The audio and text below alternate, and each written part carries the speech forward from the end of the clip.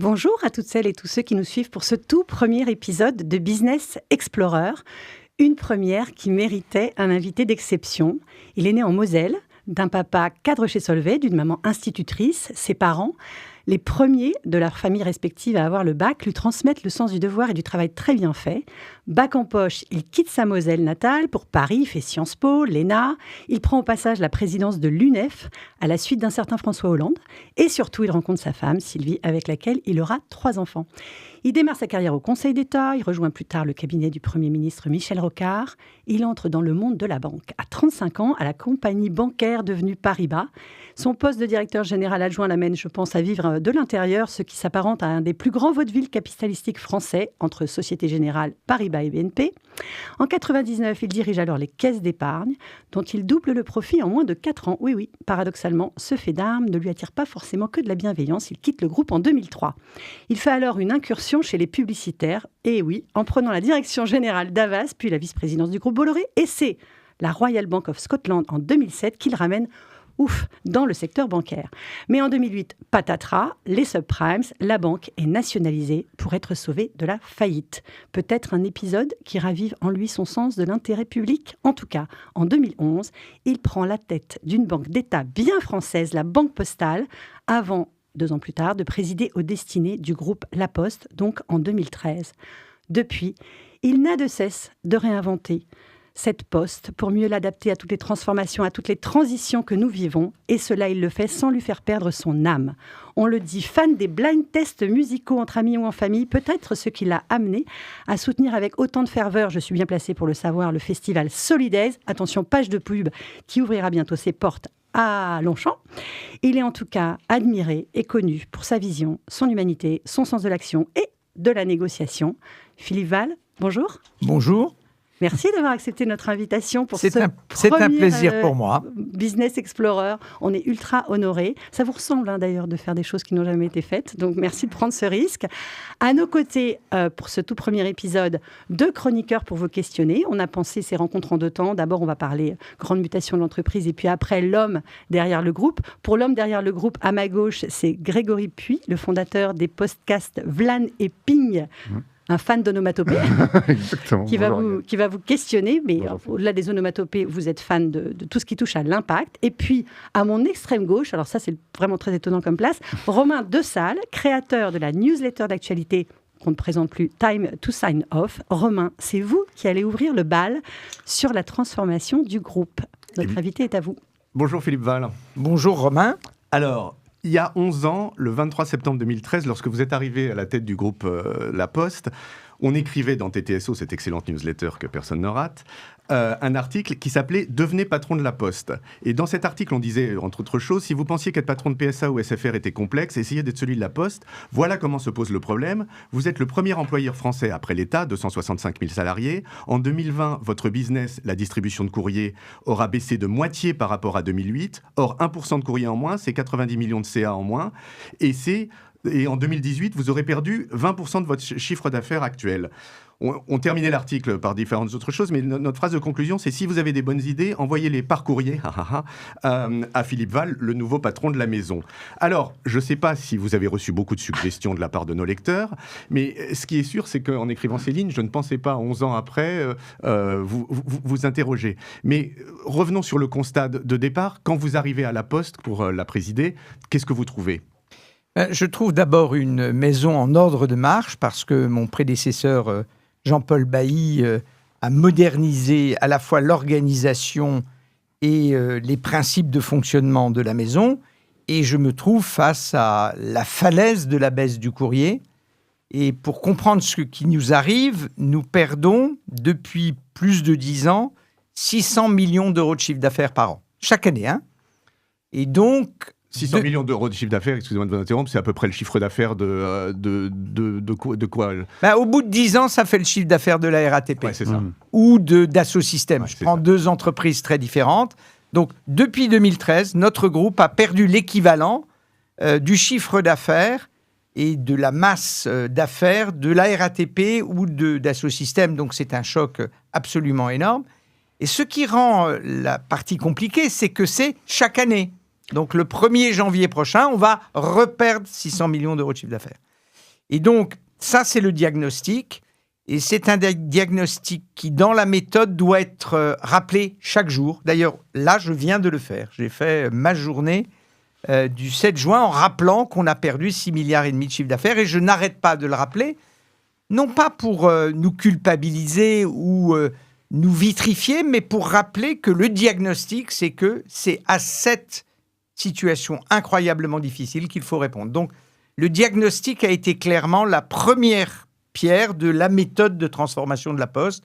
Nous avons, depuis plus de 10 ans, perdu l'équivalent du chiffre d'affaires de la RATP et de Dassault Systèmes. Et c'est donc contre ça qu'il a fallu que, collectivement, le groupe La Poste, ses postières et ses postiers, réagissent et construisent la nouvelle Poste. Alors, contre ça, justement, quelle est la construction que vous mettez en place et à quelles étapes vous faites ça? Alors, d'abord, une fois qu'on a posé le diagnostic, il faut se préoccuper de la vision. Qu'est-ce qu'on peut faire d'une entreprise de 265 000 personnes qui est confrontée à l'attrition de son métier historique? Et ça impose de poser la question du sens. À quoi sert la Poste? À quoi servent les postières et les postiers? Et dès qu'on commence à y réfléchir, on s'aperçoit que finalement, la lettre n'est que le prétexte d'un autre service qui est le lien social. Bien sûr, pendant 6 siècles, on a apporté des lettres, mais c'était au service du lien social, le lien social écrit dans l'enveloppe et le lien social développé lors de la remise de l'enveloppe et du dialogue qui s'engage avec la multitude. Et donc, la conclusion de ce travail sur la vision, c'est la Poste est l'acteur du lien social. Et donc, la solution stratégique est trouvée.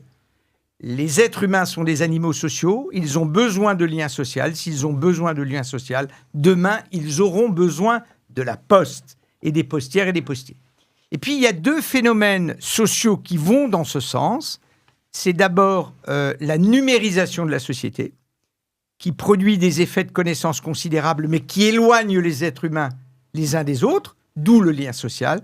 Et puis, très tôt, c'est-à-dire dès le plan stratégique de 2014, nous voyons le phénomène du vieillissement de la société comme un risque majeur pour le lien social et donc la nécessité de la Poste pour traiter ce sujet du lien social.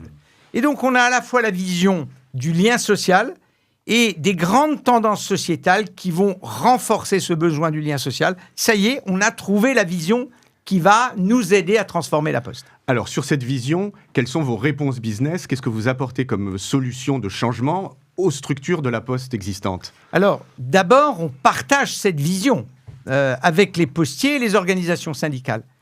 Et le miracle de la relation se produit, c'est-à-dire que les postières et les postiers adhèrent à cette vision de leur rôle dans la société et ils acceptent de la détacher de la lettre pour dire que si on distribue un colis, on développe le lien social. Si on rend visite à une personne âgée, on développe le lien social. Si on lutte contre l'exclusion numérique et on diffuse le coffre-fort numérique ou l'identité numérique, on renforce le lien social. Ils deviennent acteurs du lien social, ce qu'ils ont toujours été. Et après, on fait du business et on regarde chacun des métiers et on dit qu'il y a une vague dans la société et l'économie qui est le e-commerce et on décide de devenir un leader du colis en Europe. Et Géopost est le numéro 1 du colis en Europe devant DHL et devant Amazon. Et la Poste, qui dépendait à 40% du courrier de la lettre en 2010, ne dépend plus à la fin de cette année qu'à 15% de la lettre. Et le colis représente 52% du chiffre d'affaires. Donc, on joue sur la tendance du e-commerce. Et ça marche. Et c'est Géopost qui passe de 4,2 milliards d'euros de chiffre d'affaires à 16 l'année dernière. Donc, on surfe sur la vague du e-commerce. Premier point. Deuxième point, on se rend compte qu'on a des vraies forces en matière de banque et d'assurance, que ça aussi, c'est le lien social, qu'on a une mission de service public qui est de lutter contre l'exclusion bancaire. Et on décide, deuxième étape, de renforcer ce pôle de services financiers. Et on fait l'opération dite mandarine, qui rapproche la Banque Postale de sa compagnie d'assurance vie pour devenir le 11e banque assureur européen et pour devenir le pôle de rentabilité de notre groupe. Et cette opération se fait en 2020 et c'est un changement majeur et historique. Et puis après, on déplace encore notre regard stratégique et on se dit qu'il faut, en plus de la lettre et du colis, que nos factrices et nos facteurs développent les services à domicile. Et on se lance donc dans les services à domicile. Et le meilleur indicateur de succès, c'est que cette année, nous allons distribuer chaque jour 30 000 repas aux personnes âgées partout sur le territoire. C'était 0 il y a 6 ans, c'est 30 000 par jour aujourd'hui, ce sera 300 000 par jour dans 10 ans. Et donc, on voit bien arriver ce nouveau service. Alors, ça peut vous étonner qu'on ait besoin de livrer des repas chez les gens. Ça peut plus vous étonner quand vous regardez la démographie et le vieillissement. 600 000 nonagénaires en 2013, 1,3 million de nonagénaires en 2030. Si on veut qu'ils restent vivre chez eux, et c'est ce que veulent les gens, alors ils auront besoin de services à domicile. Et là, il y a les facteurs et il y a la poste. Donc, service à domicile, c'est un nouveau business, 3e étape. 4e étape, la transition numérique. La transition numérique, c'est extraordinaire, mais on a un sujet de lien avec le numérique. Il y a des exclus du numérique. Bien, les factrices, les facteurs, les postiers sont là pour expliquer comment fonctionne le numérique. Ils voient les gens, on vend des tablettes numériques aux personnes âgées, on lutte contre l'exclusion numérique. Et puis, il y a la menace sur l'intimité numérique. Et là, on a un coffre-fort numérique, on a une identité numérique, on a les élections numériques, on a tous les savoir-faire numériques. Et vous voyez donc se mettre en place un business model, puisque, Romain, votre question, c'était le business, qui comporte des métiers très puissants. La lettre, on a toujours besoin de la lettre. Le colis, qui surfe sur le e-commerce. La banque assurance de proximité. Le numérique et les services à domicile. Et nous sommes équipés pour franchir le 21e siècle, puisque mon job de patron à moi, c'est de préparer le 7e siècle de la Poste. Alors, avant de passer au 7e siècle, est-ce qu'on peut faire juste un petit bilan d'étape ? Aujourd'hui, la Poste, si vous nous faites les grandes masses de business, vous nous avez dit que les colis, c'était 40%. 52%. 52%, pardon. Alors justement, refaisons les grandes masses de business. Alors, on est passé en 2013 de 21 milliards d'euros de chiffre d'affaires. Entre 2013 et aujourd'hui, la baisse du courrier nous en a fait perdre 6,5. Malgré ça, on est à 35. Et dans ces 35, plus de la moitié, c'est du colis. Ensuite, c'est de la banque assurance. Ensuite, c'est du numérique. Notre filiale numérique d'Ocapost va approcher le milliard d'euros de chiffre d'affaires. Donc, ce qui était une intuition au début ne peut plus être une intuition quand ça gagne 1 milliard d'euros de chiffre d'affaires et que ça gagne de l'argent. Les services de proximité, eux, leur démarrage est plus lent, mais ça va devenir également un business. Et puis, on a notre réseau, c'est-à-dire le réseau de tous les bureaux de poste qui, par exemple, commercialise avec énormément de succès la Poste Mobile. Et pourquoi je peux vous parler du succès de la Poste Mobile ? Parce qu'on a mis en vente 51% de la Poste Mobile et on a eu une offre du groupe Bouygues à 950 millions d'euros, ce qui montre bien qu'on a créé de la valeur. Donc, vous voyez dépeindre là, par contre, un modèle économique qui est multimétier. Nous devons être multimétiers. Aucun métier seul ne peut compenser la disparition progressive de la lettre. Il faut être multimétier pour faire face à un tel choc économique. Alors, on voit bien la transformation gigantesque, tectonique de la Poste. Je voudrais juste qu'on fasse un bilan d'étape sur 2023, qui est une année que vous avez décrite comme particulièrement difficile. Est-ce que vous pouvez nous expliquer en quoi cette année est particulièrement difficile ? Oui, alors, elle a été positive en termes de chiffre d'affaires, 34,5, une hausse de 2,7, mais on n'a gagné que 514 millions de profit net. Et pourquoi ? Et ça, c'est à peu près la moitié de ce que vous aviez gagné l'année précédente. Voilà, c'est la moitié de ce qu'il y avait l'année précédente, donc ça s'appelle une année difficile. Et on a eu 3 difficultés au cours de cette année. D'abord, l'effet de l'inflation. On est très sensible à l'inflation parce qu'on a des coûts de main-d'œuvre très importants, on a des coûts énergétiques très importants pour nos bâtiments et puis pour nos véhicules. Même si la Poste est le leader européen de la décarbonation des véhicules, on a quand même beaucoup de bagnoles, pour parler directement. Et donc, l'inflation nous a coûté très cher. On a eu des difficultés avec Géopost, et donc il a fallu restructurer ou vendre certaines de ses filiales. Et puis, notre banque a connu une panne de ses profits. Et donc, même si elle a globalement gagné presque 1 milliard, Ça a été une année très difficile. La plus mauvaise année en termes d'activité et de bénéfices depuis 2013. On peut se dire en même temps que au pire, c'est-à-dire notre pire récent, c'est 2023, la boîte continue à croître et elle gagne 500 millions de profit net. Voilà, donc ça montre que le modèle de business que vous m'avez poussé à exposer est solide, tient la route, il a de la résilience. Et maintenant, le but, c'est de croître pour continuer à investir. Juste très rapidement, les premiers mois de 2024, l'inflation recule. Est-ce que la demande repart? Ça, c'est une autre question. Justement, ça dit quoi dans cet univers contrasté? Oui. Alors, l'inflation recule, ça, c'est une très bonne nouvelle. D'abord parce que nos coûts reculent et parce que la négociation salariale qu'on a menée, elle va bénéficier aux postiers parce qu'on l'avait fondée sur une inflation un peu supérieure, donc c'est une bonne nouvelle. Le e-commerce n'est pas reparti, et le pays clé pour nous, c'est l'Allemagne. On est un acteur important en Allemagne, on est numéro 2 derrière DHL, et les volumes ont continué à baisser en Allemagne. Donc vous voyez que ce qui est intéressant dans la transformation de la Poste, c'est que nous ne regardons plus tout à fait le même tableau de bord. Il y a 10 ans, on regardait la lettre. Aujourd'hui, le tableau de bord numéro 1 du groupe, c'est le e-commerce et les volumes de vente en ligne. C'est ça qui est clé pour nous. Et donc, 23 a été difficile. Et le début de 24 est un peu mieux, mais pas flambard, quoi, hein. Voilà, donc une conjoncture qu'on va qualifier de atone à ce stade. Mais le e-commerce reprendra. Vous avez vu d'ailleurs qu'il y a un tsunami d'activité qui vient d'opérateurs chinois. Et donc, on reste optimiste pour le futur. Mais là, le début d'année, il est mou. La conjoncture est molle. Ok, je confirme. Je crois que tout le monde peut confirmer ça autour de cette table. Passons donc au 7e siècle de la Poste, qui n'est autre que le 21e siècle. Votre mandat, arrêtez-moi si je me trompe, mais votre mandat s'arrête en 2025. Mais dites-moi quand même, projetons-nous sur les 10 prochaines années de la Poste. Vous les voyez comment ? Alors, mon mandat s'arrête le 30 juin 2025. Et dans 10 ans, la Poste, elle va procéder de ce que je vous ai raconté. Il restera encore un peu de lettres dans 10 ans et ce sera un produit de luxe.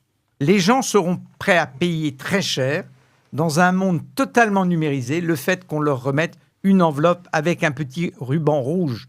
Parce que dans 10 ans, on mettra des petits rubans rouges sur les enveloppes. Et les gens seront prêts à payer cher pour ça. Le colis sera un bien majeur et aura encore progressé dans notre chiffre d'affaires. On aura développé CNP à l'international. CNP, qui est notre compagnie d'assurance, est très forte au Brésil. On l'aura développé en Europe et en Amérique latine. Les services de proximité auront pris une ampleur considérable. Dans 10 ans, la Poste distribuera, je pense, 500 000 repas par jour. Et donc ça sera le cœur de l'occupation des factrices et des facteurs. Avec ces repas, il y aura la distribution des médicaments. Parce que si on veut que les personnes âgées vivent chez elles, il va bien falloir aller leur distribuer des médicaments sans chaque fois mobiliser l'infirmière ou le toubib. Et donc, ce secteur à domicile aura cru de façon considérable et nous serons devenus un des grands leaders de la protection numérique, on va dire ça, contre les cyberattaques, protéger l'intimité numérique de chacune et de chacun d'entre nous.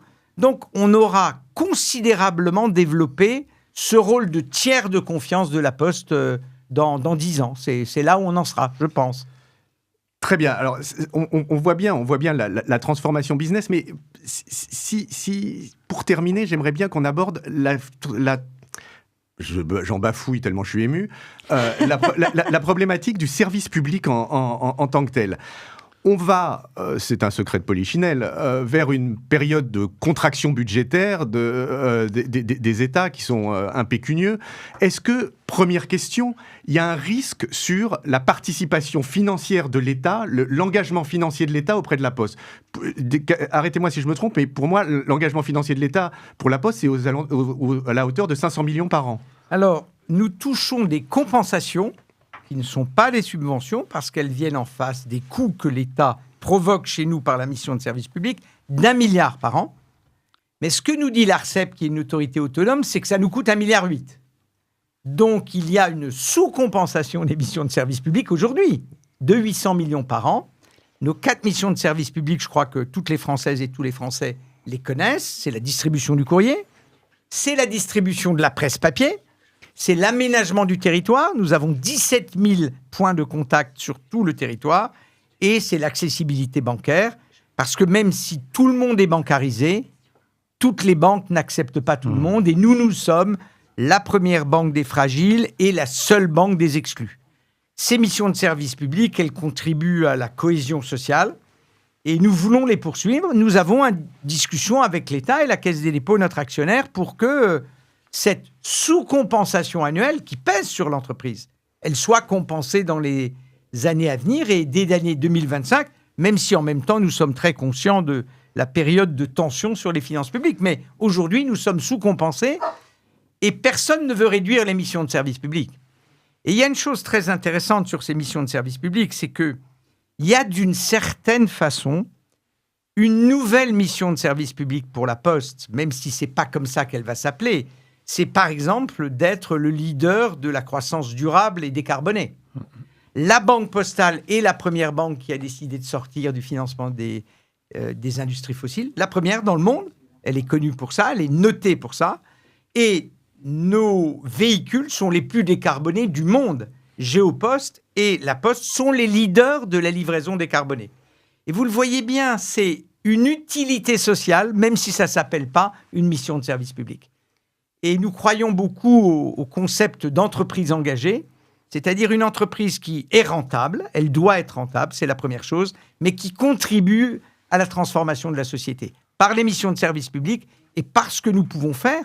Et nous espérons donc entraîner d'autres entreprises dans l'idée de l'impact sur la société. On parle de cette transformation et de ces transformations. Vous avez eu, on a l'impression que c'est presque faramineux ce qui a été fait. Quelles ont été les résistances internes ou externes? Comment vous avez embarqué notamment le corps social dans tout ça? Mais le corps social, il porte la mission qui est celle de la Poste. Et donc, les postières et les postiers sont attachés aux missions de service public. Et on leur a dit que si on voulait que ces missions de service public soient pérennes, il fallait que la Poste soit pérenne. Il fallait donc qu'on transforme. Donc, on a, dès le début, associé la communauté postale et les organisations syndicales au diagnostic, à la vision, à la mobilisation. On a négocié sans arrêt avec eux et nous avons introduit quelque chose qui s'appelle le cycle stratégique. Le cycle stratégique, ça arrive chaque semestre, d'où l'idée de cycle, et c'est une réunion entre les directions syndicales de chacune des fédérations, de manière bilatérale, avec moi-même, les patrons de la finance et des RH, pour un dossier stratégique 2 fois par an. Et 2 fois par an, on descend dans le détail de la mécanique stratégique de la Poste avec chacune des fédérations syndicales. Ils peuvent poser toutes les questions qu'ils veulent. On répond à chacune de ces questions. Nous, on arrive ainsi à sentir leur vision des choses. Ils nous donnent des idées. On a donc profondément associé le corps social et les organisations syndicales à cette transformation. Ouais. Et ils ont été acteurs de cette transformation. Rien ne se serait fait sans l'engagement et le courage des postières et des postiers. Rien. Et donc, c'est ça qu'on mobilise dans la période actuelle. Si j'osais, je dirais que vous avez bien communiqué. Nous avons bien communiqué. Oui, la communication a joué. Et nous avons aussi bien écouté. Au sens où, quand les syndicats ou les postiers nous ont dit « on ne sent pas telle chose », là, on ne comprend pas. On a chaque fois essayé de trouver des solutions et on les considère comme les partenaires clés de la transformation de la Poste. Alors, je vais conclure sur une dernière question. J'interromps personne? Non. J'allais poser une question, mais vas-y. Je t'en prie. Vas-y. J'allais vous poser une question. Vous avez fait référence au vieillissement de la population, qui est évident en France, mais partout dans le monde en réalité, en tout cas dans des grandes zones, y compris la Chine. Comment vous envisagez les salariés de la Poste demain, d'ici une dizaine d'années? Qui va travailler à la Poste? Parce que c'est aussi une vraie problématique. Si on a un vieillissement de population, ça veut dire qu'il va y avoir moins de force active. Alors, je ne suis pas inquiet de ça. D'abord parce qu'aujourd'hui, l'âge moyen des postiers est assez élevé, puisque toute cette transformation, on l'a fait sans aucun plan de licenciement. Et donc, on a conservé les salariés. Mais ce n'est pas un problème, ça, parce que les salariés, ça les a attachés à l'entreprise, et ça les a engagés dans la transformation de l'entreprise. Nous arrivons à recruter. Il y a des jeunes facteurs, des jeunes factrices partout sur le territoire qui aiment ce métier. Il y a un article récent dans Le Point qui parle d'un jeune facteur de 26 ans qui explore les routes de Lozère pour aller porter le courrier et les repas à des vieilles personnes. Donc, c'est un métier de service. C'est un métier de liberté, parce qu'on a beaucoup de liberté dans une tournée, même s'il y a de la pression productive. Et c'est un métier aussi où on a le goût du contact. Donc, je pense qu'il y a beaucoup de gens qui aiment ce métier d'autonomie et de contact avec les autres. Bien sûr. Je ne suis pas inquiet pour ça. Romain, dernière question et après je reprends la main. Dernière question, une dernière question qui est malheureusement peut-être une question un peu large. Est-ce que vous pensez, en restant sur le service public, que ce qu'a fait la Poste peut servir de modèle à la modernisation des politiques publiques et des institutions publiques de manière générale ? Moi, je ne veux pas donner de leçons aux autres. Je pense que chaque entreprise a sa complexité. Nous sommes simplement, nous, postières et postiers, attachés à assurer la pérennité de la mission de l'entreprise et de l'entreprise elle-même. Notre méthode, c'est le diagnostic, c'est la vision partagée, c'est la transformation et c'est la négociation et l'association des forces sociales. Voilà, c'est ça la méthode. Et après, nous nous inspirons aussi de ce que font d'autres entreprises. Donc, non, je ne veux pas donner ni de leçons ni de modèles. Et d'ailleurs, toutes les postes dans le monde ne suivent pas notre exemple. Les Japonais font beaucoup de choses sur le vieillissement de la population. Les Allemands ne font rien du tout sur le vieillissement de la population. Donc, c'est leur choix. Nous, en tout cas, on cherche ce qui correspond à l'histoire, à la culture et aux valeurs des Françaises et des Français. Et cette proximité, cette confiance, les Françaises et les Français y sont très attachés. Les postières et les postiers y sont très attachés. Donc, la Poste y est très attachée. Merci beaucoup, Philippe Val. Je voudrais maintenant, si vous en êtes d'accord, passer à une autre rubrique qu'on a appelée « La scène ».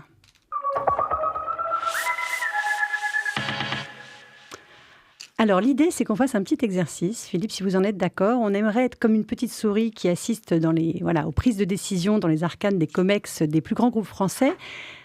Je vous propose d'aller chercher dans votre mémoire et de nous faire vivre un moment clé de la transformation de la Poste, quelque chose qu'on ne peut pas savoir quand on lit la presse ou quand on regarde Wikipédia, et qui s'est passé et qui vous a marqué. Je crois qu'il y a une chose qui était très importante, c'est la fameuse opération Mandarine.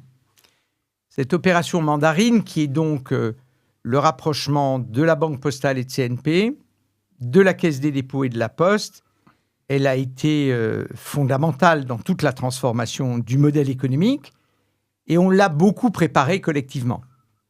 Qu'est-ce qu'on a fait pour la préparer collectivement ? D'abord, on a regardé l'extérieur, en dehors de la Poste, et on s'est dit comment s'organisent nos concurrents. Eh bien, les 5 concurrents de la Banque Postale, ils avaient un modèle de banque assureur complet. Tous les 5. Et ces 5 concurrents font partie des 10 premières banques en Europe. On en a donc tiré la conclusion que c'était un modèle qui marchait. Et on s'est donc dit que si on voulait tenir dans la concurrence, il fallait qu'on ait le même modèle. On a donc affiné la réflexion et on s'est dit à ce moment-là, comment est-ce que ça peut être gagnant pour la Banque Postale ? Comment ça peut être gagnant pour la Poste ? Comment ça peut être gagnant pour CNP, qui était une assurance monoline uniquement en assurance vie sans ses propres clients ? Et comment ça peut être gagnant pour nos 2 actionnaires, la Caisse des dépôts et l'État. Et donc, le travail collectif, ça a été de se dire comment chacun des acteurs peut y gagner. Avec une conviction profonde, on ne peut pas faire bouger un système aussi lourd si chacun n'a pas quelque chose à y gagner. Et à partir du moment où le travail collectif est arrivé au fait que chacun allait y gagner, eh bien, on a construit la conviction, on a emporté la conviction de la Caisse des dépôts et consignations, on a emporté la conviction de l'État, on a emporté la conviction des postières et des postiers, et on a fait cette opération. Donc, c'est une opération très stratégique qui commence comme toujours par le diagnostic, ensuite la concurrence, la vision, et on a essayé d'entraîner chacun en se disant à chaque fois qu'est-ce qu'ils peuvent y gagner. Et ce qui est très intéressant, c'est qu'on voit bien que la Poste y a gagné, même dans une conjoncture extrêmement défavorable. Romain en a parlé, en 2023, on gagne 500 millions net de profit et les postiers ont plus de 500 € d'intéressement. Ils ont donc un bénéfice à cette transformation. La Banque Postale y a gagné, CNP y a gagné, Caisse des dépôts et État y a gagné, et hop, on a fait l'opération. Il y a un moment clé qui vous a marqué dans ce process, parce que c'est... Voilà. Et puis, si vous avez le droit de le dire, pourquoi ça s'appelle Mandarine ? Alors, ça s'appelle Mandarine à la suite d'une discussion entre Éric Lombard, le patron de la Caisse des dépôts, et moi-même. Il me dit, il faut trouver un nom. Ah oui. Et il me dit, vous êtes jaune, on est rouge, ça fait orange. Et je lui dis, excuse-moi, orange, c'est déjà pris, Oui, donc ce sera Mandarine. Voilà, c'est venu comme ça. Ça, c'est un moment clé. C'est un moment totalement Le branding, clé. la marque, c'est toujours Voilà, le donc, nom, c'est toujours voilà. un moment Enfin, clé. Mandarine, en même temps, ce sera un nickname, parce que... Ah oui, bien voilà. sûr. Et donc, oui, ça a été un moment clé. Le moment aussi de l'engagement de la commission de surveillance de la Caisse des dépôts et le moment de l'engagement du politique. Bien sûr. C'est-à-dire que le président de la République, qui avait été ministre de l'économie, connaissait ce dossier et il y était favorable. Et le ministre de l'économie et des finances, notre ministre, Bruno Le Maire, y était favorable. Et donc, quand les politiques nous donnent le feu vert, on sent qu'on va pouvoir avancer, même si ça a été long et complexe. Merci d'avoir joué le jeu. Dans Business Explorer, on s'interroge, je l'ai dit au début, aussi sur qui sont les hommes et les femmes, bien sûr, derrière les entreprises. Alors, qui êtes-vous ? Grégory, je vous passe la main. Ben oui, merci Agathe. Bonjour Philippe. Bonjour Grégory. Pour transformer une entreprise, il faut souvent, quasiment systématiquement, se transformer soi-même. Ensemble, on va essayer de comprendre qui est l'homme Philippe Val. On va retracer votre vie rapidement, sur 20 minutes, pour savoir comment vous êtes transformé, quelles sont les rencontres que vous avez faites qui ont été extrêmement importantes dans votre vie. Et sans doute, pour moi, la première question, c'est de me dire et d'observer que souvent, les adultes que nous sommes... Ce qui explique l'adulte que nous sommes, c'est souvent l'enfant qu'on a été. Et j'aimerais savoir quel événement marquant dans votre enfance explique l'homme que vous êtes aujourd'hui. Waouh, ça c'est une enfance, c'est une construction, donc il n'y a pas un événement. Quand j'étais enfant, j'aimais organiser les Jeux Olympiques. Il y a donc eu en 1965 les Jeux Olympiques de Saralbe, dans le même moment où il y a eu les Jeux Olympiques de Tokyo. Évidemment, Saralbe procédait de Tokyo. Moins suivi quand même. Un peu moins suivi, mais bon, très, très fameux à Saralbe. Voilà, ensuite, j'ai été scout. Ensuite, j'ai été très heureux dans notre famille. J'ai 2 sœurs, 2 parents. Enfin, il n'y a pas un événement. J'étais bon élève, un peu polar, je dois dire. Voilà, non, mais je le concède et c'est ce que j'ai expliqué à mes 3 enfants. Je leur ai dit, je ne vous demande pas d'être aussi polar que moi, les enfants. Soyez à l'aise. Je ne sais pas si ça les a mis à l'aise. Mais chacune et chacun de mes 3 enfants a une trajectoire personnelle et professionnelle qui m'impressionne. Et voilà, donc c'est une construction, l'enfance. Mais j'ai été très heureux en Lorraine et ensuite dans le Jura. Et j'ai été, je pense, un enfant... Quand les enfants sont bons élèves, c'est mieux pour les parents quand même, hein, objectivement. Vous étiez facile pour vos parents. Je pense. Okay. On entend beaucoup dans ce que vous dites, dans ce que vous avez expliqué à Romain, ce que vous avez expliqué à nous tous, que vous êtes beaucoup dans le care, dans le soin à l'autre. Quelles sont les valeurs qui vous ont été transmises quand vous étiez plus jeune ? D'abord, je ne sais pas si je suis dans le care. Je dis simplement que quand on dirige des femmes et des hommes, une fois qu'on a fixé le diagnostic et la vision, tout est dans le travail de la communauté. Donc, il faut faire adhérer les gens, il faut les écouter, il faut les convaincre. Vous pouvez d'ailleurs pas les convaincre si vous les écoutez pas, parce qu'ils vous disent des choses. Donc, moi, mon travail, c'est d'entraîner 240 000 personnes. Voilà. Je le fais pas directement, même si je vais très souvent sur le terrain. Mais l'attention aux autres, elle est constitutive de la panoplie du dirigeant. Si on ne sait pas écouter son COMEX, si on ne sait pas écouter ses dirigeants, si on ne sait pas écouter ses salariés, c'est pas qu'on peut pas diriger une entreprise, c'est qu'on est beaucoup, beaucoup moins efficace. Et alors, les valeurs qui vous ont été transmises quand vous étiez plus jeune, vous diriez, c'est peut-être aussi par votre famille, les scouts aussi ? Oui, j'ai un côté boy scout, on y va les petits gars, voilà, j'ai ce côté-là, oui, c'est l'engagement, c'est l'énergie, la compétition aussi. Intéressant. Quelles ont été les personnes qui vous ont accompagné, qui vous ont le plus influencé dans votre parcours? Parce que moi, on parle beaucoup du self-made man en général, mais c'est vrai qu'en général, une carrière, c'est fait de rencontres qui jalonnent au fur et à mesure sa carrière. Quelles sont les personnes qui vous ont le plus influencé? D'abord mes parents, parce que mes parents ont fondé une famille solide et aimante, donc, et tous les Vals, tous les Vals et tous les meilleurs, c'est-à-dire toutes les tribus qui tournaient autour de nous en Lorraine, ça c'est très fondateur, et je garde un lien avec ma famille. Tous les 14 juillet, je suis à l'étang de Sarralbe, chez mon cousin, et on a une fête familiale. Donc ça, c'est très important, la famille. Y compris parce que ça me lie avec toute la famille, tous leurs métiers. J'avais une marraine qui était postière, j'avais une tante qui était à France Télécom, donc je sais d'où ça vient, tout ça. Donc le lien à la famille, oui. Ensuite, des très bons professeurs.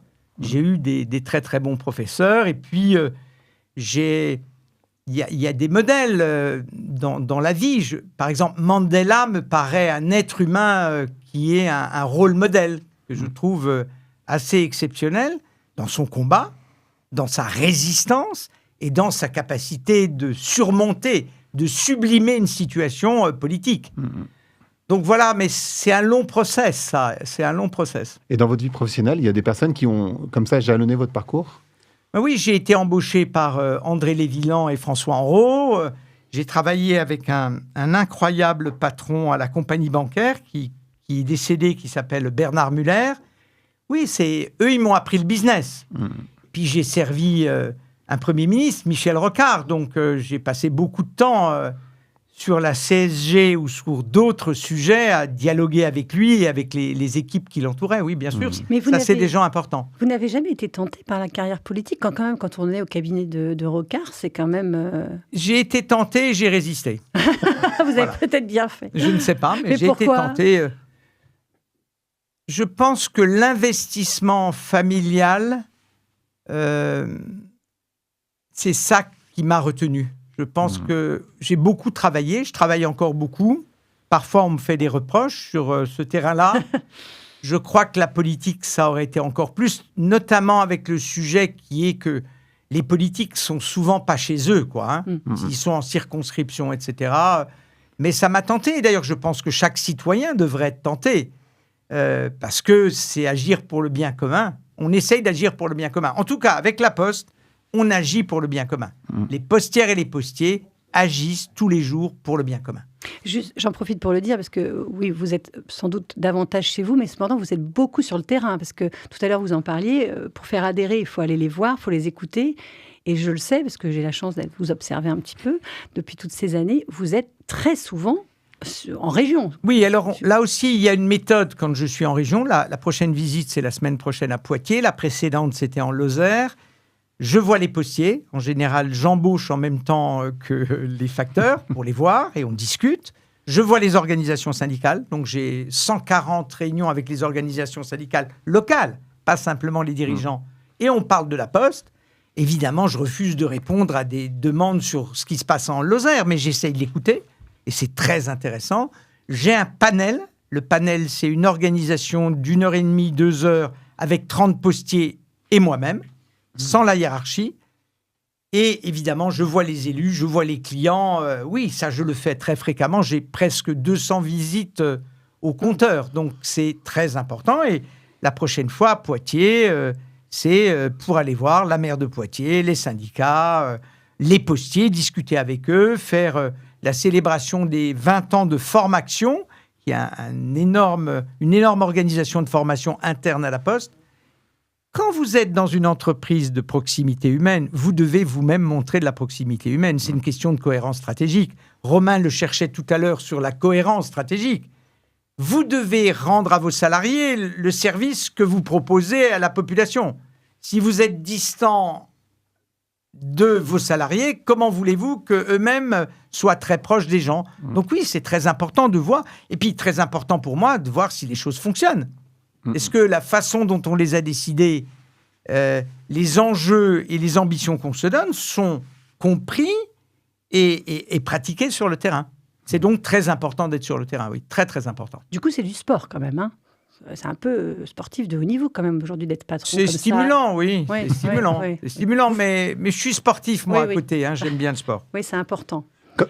Comment vous gardez d'ailleurs la forme au fur et à mesure? Parce que c'est vrai que, comme le dit Agathe, c'est vraiment un sport de haut niveau finalement d'être patron d'une boîte. Et comment on fait pour garder son équilibre? Je ne sais pas comment font les autres. Moi, j'aime le sport et donc chaque semaine, je m'entraîne, je cours, je nage, je fais du rameur. D'accord. Voilà. Et je fais très attention à ce que je mange parce que j'ai souvent un petit déjeuner, un dîner. Donc, oui, je fais attention à ça. Mais le sport, c'est pas une discipline, c'est un plaisir d'abord. Donc vous Peut-être prenez le temps. peut-être pour ça que vous êtes partenaire des JO d'ailleurs, La Poste.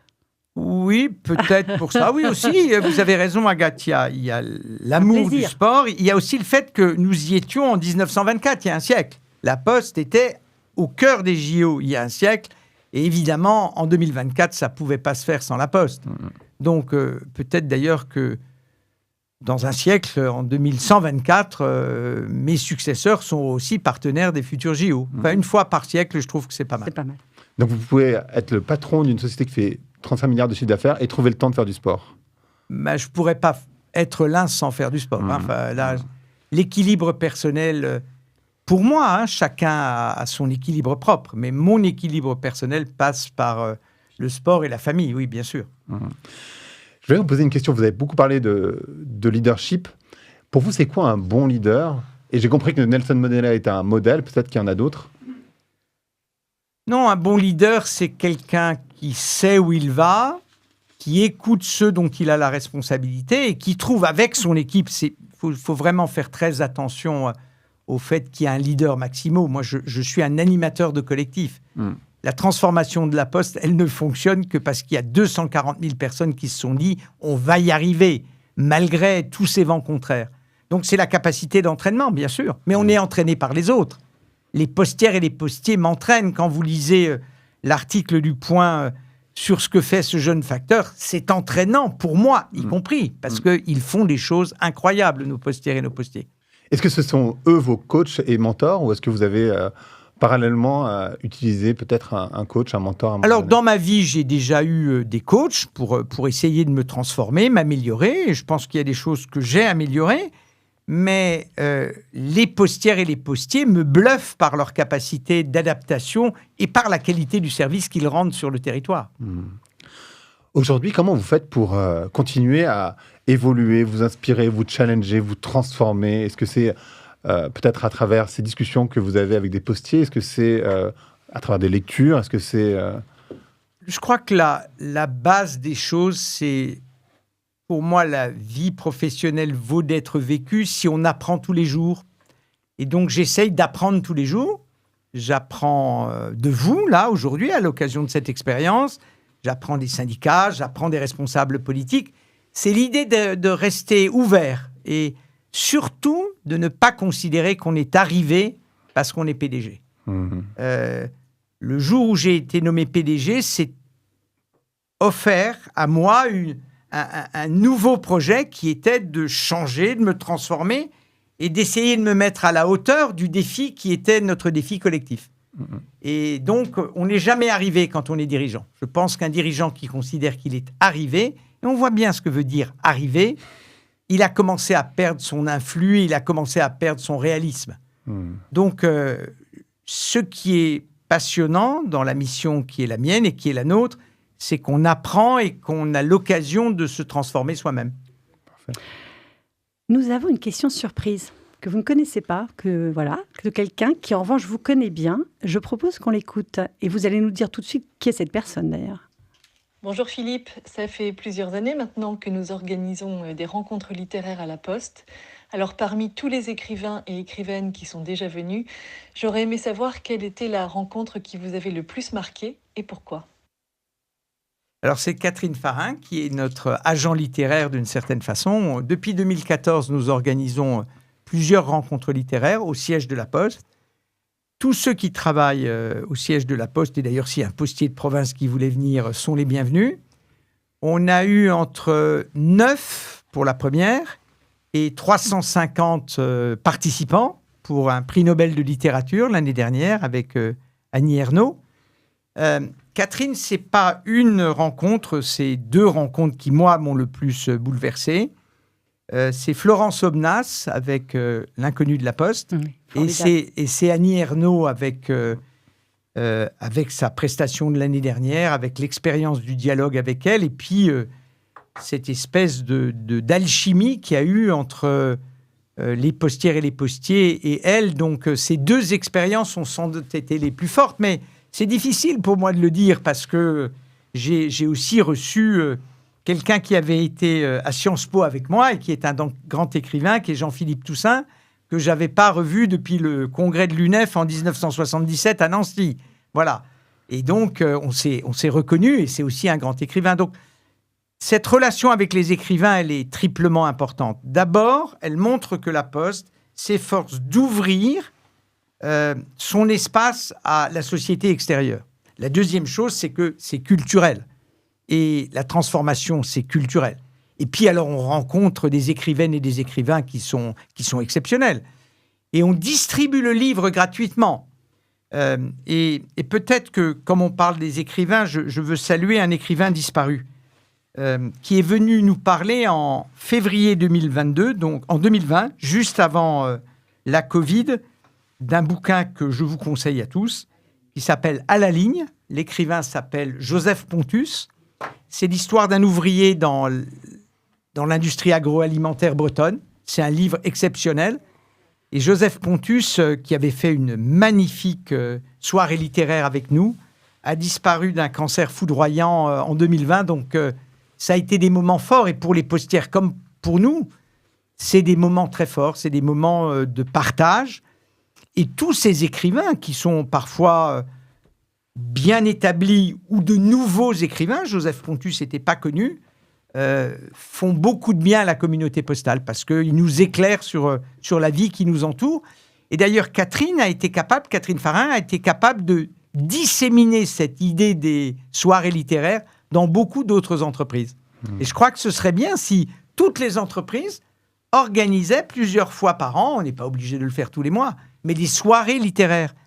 Parce que, comme d'habitude, les intellectuels, les artistes, dans ce cas-là, les écrivaines et les écrivains ont des choses incroyables à nous apporter, y compris pour le business, pas directement, mais y compris pour le business. Si je prends l'exemple de Joseph Pontus, sa soirée littéraire n'a pas eu d'influence sur le return on equity de la Poste. Mais elle nous a fait songer à la condition des travailleurs.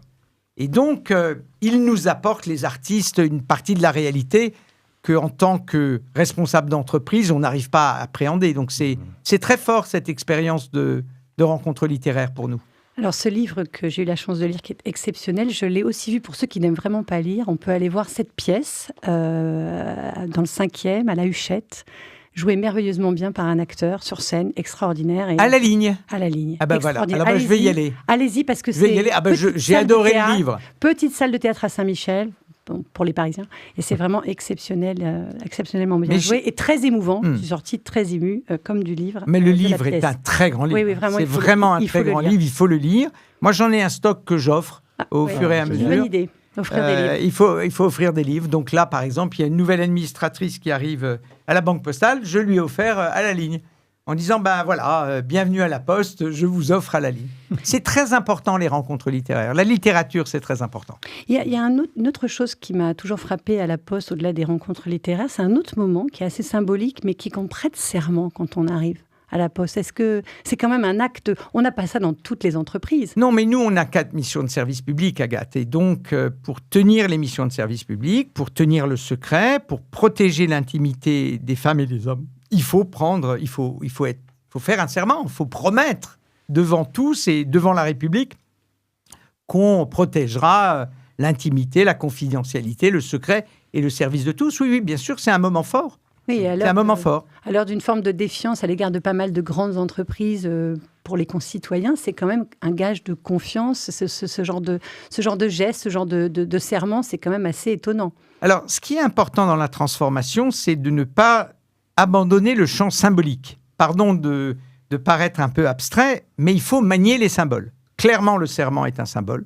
Clairement, la visite domiciliaire du facteur, l'entrée du facteur ou de la factrice chez les gens est une symbolique fondamentale à laquelle on est extrêmement attaché et qui est le point de pivotement de notre modèle.